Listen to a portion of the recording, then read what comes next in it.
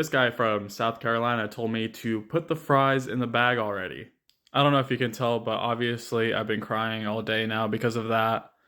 Um, I'm just kidding. Today we're going to be taking a look at how someone could have come up with such a masterful response to absolutely roast me.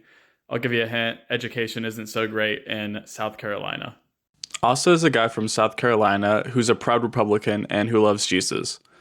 But I think he's a bit proud for someone who comes from the ninth worst state to live in. South Carolina's eighth worst in education and opportunity and seventh in crime.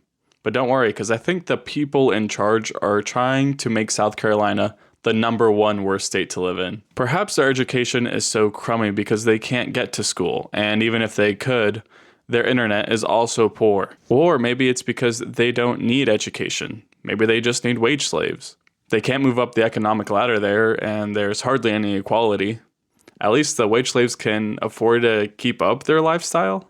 Hey, there is at least a couple good things about South Carolina. They have an excellent poverty rate of 14%, which is above the national rate. Congratulations. Also, I'm sure Trump loves it. There's hundreds of golf courses. I'm guessing the wage slaves don't get to enjoy that as much, though. Well, obviously, all the bad stuff is because of liberals or Democrats or all the cultured, well-read, highly educated, diverse, respected, and most importantly, and the worst of all, literate types. Usually, I would totally 100% agree with that, except that South Carolina is a Republican stronghold. Republicans have such a tight hold on South Carolina that it probably restricts blood flow to the brain, which would also explain the neurological deficiencies that we see in replies like Asa's.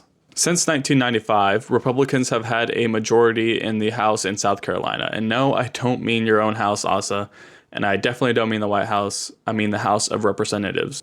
Since 2005, Republicans have controlled both seats of the Senate as well. South Carolina's had a Republican governor since 2003, and a Republican superintendent of education since 2011. There's no one to blame except Republicans, but we both know you didn't learn the definition of accountability in a South Carolina school, so I'll let it slide this time. The condition of the schools in South Carolina is alarming.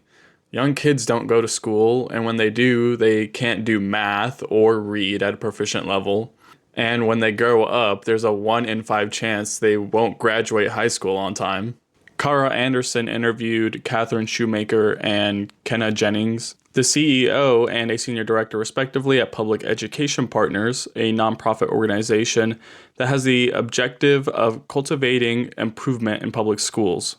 It's no shock they point out that public schools in South Carolina are chronically underfunded despite an economic boom that has generated unprecedented surpluses. The people in charge don't care about us, we're just wage slaves to them. And they'll do everything in their power to keep us there. Don't you think for a second they want to help us? That's why the facilities they provide for schools are garbage, along with the mental health support. And I say support. Do you think their children ever have to struggle with education? No, they're laughing at us. They can afford tutors. They can afford the best technology money can buy. And it's not just about education either.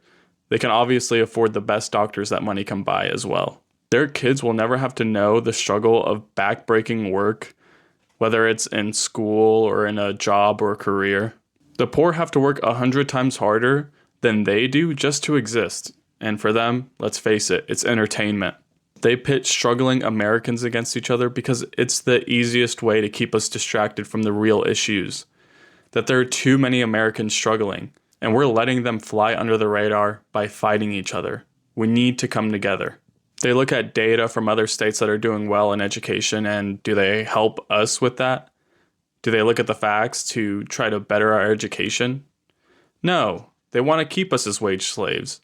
They actually destroy our education funding. They destroy our education to keep us under their boot, to make us stupid, to keep us fighting. Also, I hope you realize I'm not the person making your life harder. I'm just a struggling American, trying to help other struggling Americans, trying to speak up for them. There's more parts of this video coming soon. I already have a bunch of stuff ready for it, so thank you all for being really patient with me. I know it's been a while since I posted, but please do make sure to follow my videos and share them if you'd like. Thank you. Have a good day.